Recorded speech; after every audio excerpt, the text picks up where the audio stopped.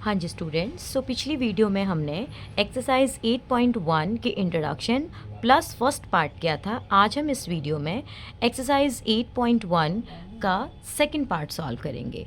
Second part में देखो क्या बोल रहा है, are the ratio 1:2 and 2:3 equivalent.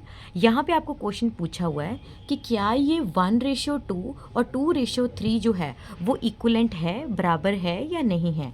तो करना क्या है, इसको बराबर मानने के लिए जब भी आपको कोई रेशियो दिया हो उसको आपने पहले डिवाइड की फॉर्म पे लिख लेना है। तो पहला जो पार्ट आपको दिया हुआ है फ्रैक्शन पार्ट, आपको ये पहला नंबर जो दिया है 1:2, इसको क्या किया आपने, डिवाइड वाली फॉर्म पे लिख दिया, 1/2 लिख दिया।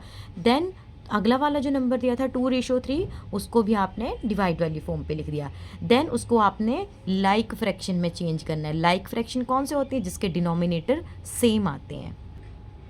अब सेम लाने के लिए पहला आपका जो रेशियो जो था, पहला आपका नंबर जो था 1/2 था ना, तो करना क्या है, 1/2 इज इक्वल टू, अब यहाँ पे आपको इस तरीके से कोई ऐसा नंबर लेना है जिसका डिनोमिनेटर जो है वो दोनों का ही सेम सेम आपने लेकर आना है, क्योंकि जिसका डिनोमिनेटर सेम होता है उसको हम लाइक फ्रैक्शन बोलते हैं। तो अगर हम 2 को 3 के साथ करेंगे, 3 2 6 आ गया एंड 3 1 3 आ गया। चलो ये तो आपने बना लिया। अब दूसरा वाला जब आप सॉल्व करोगे, क्योंकि यहाँ पे डिनोमिनेटर 6 था, तो यानी कि इसका डिनोमिनेटर यहाँ पे भी आपने कोई ऐसा नंबर लेना है कि यहाँ पे भी डिनोमिनेटर आपका 6 आ जाए। तो यहाँ पे नंबर था आपके पास 2/3, तो 3 को किसके साथ मल्टीप्लाई करेंगे कि 6 आ जाएगा, तो 3 को अगर हम 2 के साथ मल्टीप्लाई करेंगे तो 6 आ जाएगा, राइट। तो क्योंकि यहाँ पे आपने 2 लिया था तो दोनों ऊपर नीचे के लिए आप नंबर सेम लेते हो, तो यहाँ पे आपने क्या किया, 2 2 4 एंड 3 2 6, तो अब दोनों के सेम सेम आ गए ना। अब जब हम इसकी कटिंग करेंगे, 3 1 3 एंड 3 2 6, यानी कि कटिंग करने के बाद हमारे पास फिर से ये नंबर बन रहा है जो क्वेश्चन वाला नंबर जो था। यहाँ पे भी हम कटिंग करेंगे, 2 2 4 एंड 3 2 6, तो यानी कि ये भी नंबर सेम सेम बन रहा है। देन उसके बाद हमने देखना है कि ये वाला 3/6 और 4/6 जो था, दोनों में से फ्रैक्शन कौन सा बड़ा है, 4/6 फ्रैक्शन बड़ा है, तो यानी कि ये बराबर नहीं है। अगर ये दोनों इसके आंसर इक्वल आते देन हम यहाँ पे लिखते इक्वलेंट है। यहाँ पे बराबर नहीं थे क्योंकि ये फ्रैक्शन बड़ा है, इसीलिए हमने इसको लिख दिया कि not equivalent, right. Third sum है हमारे पास, if the cost of 6 toys is 240 rupees, find the cost of 21 toys. अगर 6 टॉयज़ 6 खिलौने हैं तो उसकी कॉस्ट जो है 240 रुपीज़ है। तो अगर 21 टॉयज़ आपको बाय करने हैं तो आपको कितनी कॉस्ट पड़ेगी, क्योंकि जो चीज़ आपको नहीं पता होती है उसको आप x मानते हो। Let x be the cost of 21 toys. मान लो पहले कि 21 टॉयज़, हमने 21 टॉयज़ खरीदने हैं तो उसकी कॉस्ट जो है वो x है। तो फिर हमें करना क्या है, अगर x मानना है तो x की वैल्यू फाइंड करेंगे, देन उसके बाद हमें वैल्यू पता चल जाएगी। आप देखो इसका एक मैंने टेबल यहाँ पे बनाया है, क्योंकि इस टेबल को आप बना के सॉल्व करोगे तो आपको वैल्यूज़ जो है वो लेने में कोई डिफ़िकल्टी नहीं होगी, राइट। तो नंबर ऑफ़ टॉयज़, हम सबसे पहले हमने क्वेश्चन में देखना है कि क्या क्या चीज़ें हमें पूछी हैं। एक तो आपको टॉयज़ बताए गए हैं, देन उसके बाद आपको टॉयज़ की कॉस्ट बताई गई है। तो यानी कि number of toys and cost, सबसे पहले हमें टॉयज़ कितने दिए हुए हैं, 6 दिए हुए हैं, और जिसकी कॉस्ट हमें दी हुई है 240। उसके बाद टॉयज़ हमें 21 दिए हुए हैं और उसकी कॉस्ट हमें नहीं पता है, क्योंकि हमने यहाँ पे x माना है तो यहाँ पे हम x लिख देंगे, राइट। अब करना क्या है कि यहाँ में हमने प्रपोर्शन वाला साइन लगाना है, राइट। यहाँ पे डायरेक्ट प्रपोर्शन का साइन लगाएंगे, यानी कि ये जो नंबर जो थे ना, इसको आपने रेशियो की फॉर्म पे लिख लेना है। 6, ये वाला 6 यहाँ पे लिख दिया, रेशियो 240, क्योंकि डिवाइड वाली फॉर्म पे ही हो गया ना ये, तो इसको आपने ऐसे लिख दिया रेशियो की फॉर्म पे, इसको आपने ऐसे लिख दिया।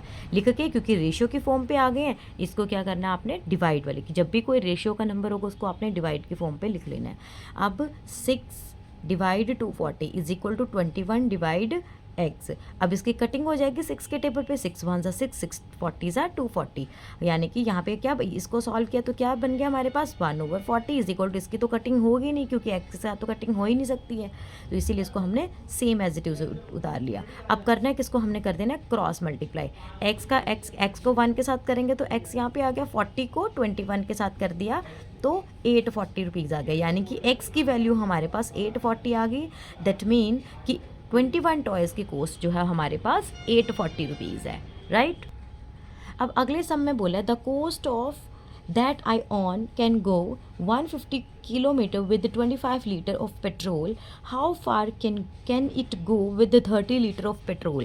क्वेश्चन में आपको बोला है कि अगर मैं 150 किलोमीटर जो है डिस्टेंस अपना डिस्टेंस पे जाता हूँ 25 लीटर पेट्रोल के साथ, तो अगर मुझे 30 लीटर में पेट्रोल के साथ जाता तो मैं कितने दूर तक जा सकता हूँ, राइट?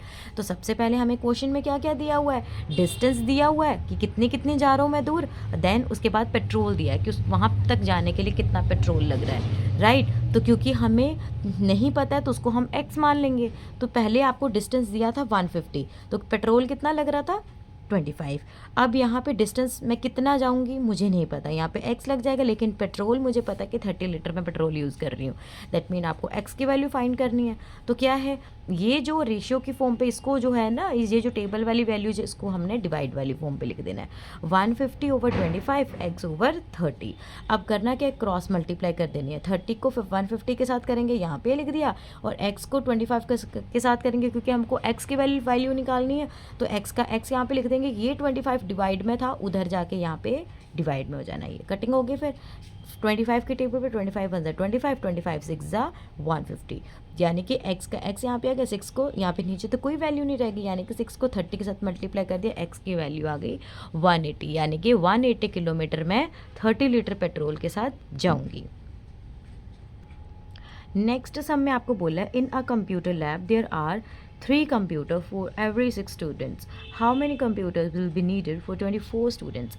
यानी कि यहाँ पे बोला हुआ है कि कंप्यूटर लैब में 3 कंप्यूटर है 6 बच्चों के लिए। तो अगर 24 बच्चे वहाँ पे कंप्यूटर लैब में जाते हैं तो उनको कितने कंप्यूटर की ज़रूरत पड़ेगी। तो हमें क्वेश्चन में क्या क्या दिया हुआ है, एक तो कंप्यूटर दिए हैं, एक तो हमें स्टूडेंट्स दिए हुए हैं। तो 3 कंप्यूटर जो थे, तीन कंप्यूटर थे 6 स्टूडेंट्स के लिए। अब कितने कंप्यूटर की ज़रूरत पड़ेगी 24 स्टूडेंट्स की, तो यहाँ पे नहीं पता, तो इसको आपने x मान लिया। फिर करना क्या है, ये जो वैल्यूज़ थी इसको आपने डिवाइड वाली फॉर्म पे लिख दिया, 3 ओवर 6 x ओवर 25।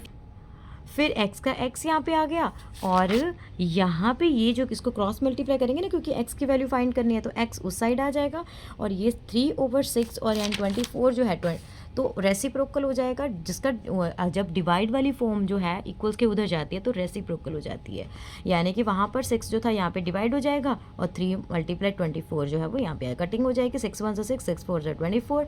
तो यानी कि 4 को 3 के साथ मल्टीप्लाई कर दिया तो 12, यानी कि 12 कंप्यूटर की ज़रूरत है, 12 कंप्यूटर की ज़रूरत पड़ेगी 24 स्टूडेंट्स के लिए, राइट? अब नेक्स्ट वीडियो में हमने एक्सरसाइज करनी है 8.2।